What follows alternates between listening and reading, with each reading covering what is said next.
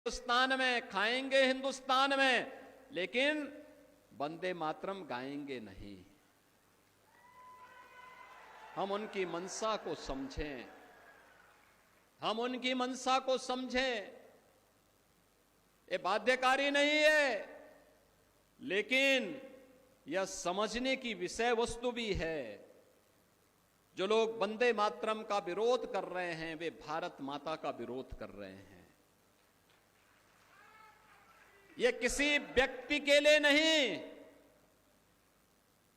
यह वंदे मातरम राष्ट्रीय गीत किसी व्यक्ति, किसी जाति, किसी क्षेत्र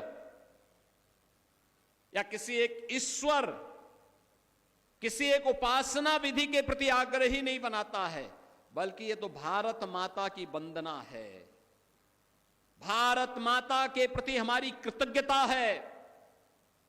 भारत माता के लिए गाए जाने वाले हमारे उस स्वर का प्रतीक है जो हमारे अंतःकरण के भाव को व्यक्त करता है।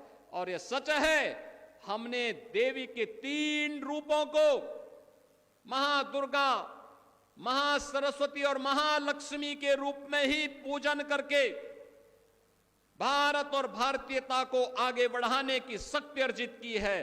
तो स्वाभाविक रूप से वंदे मातरम के माध्यम से भी इस सस्य श्यामला मातरम की इस भाव को ध्यान में रख करके हमने उसे महादुर्गा, महालक्ष्मी और महासरस्वती के रूप में उसकी वंदना करके भारत के प्रत्येक नागरिक से यह आग्रह किया है कि वह वंदे मातरम के साथ जुड़े, भारत की राष्ट्रीयता को मजबूती प्रदान करें।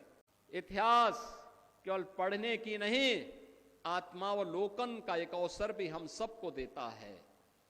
इतिहास की गलतियों का परिमार्जन जितनी जल्दी हो सके हमें करना चाहिए और इतिहास के गौरवशाली क्षणों से प्रेरणा प्राप्त करके आगे के भविष्य को स्वच्छ और सुंदर बनाने में हमें योगदान देना चाहिए।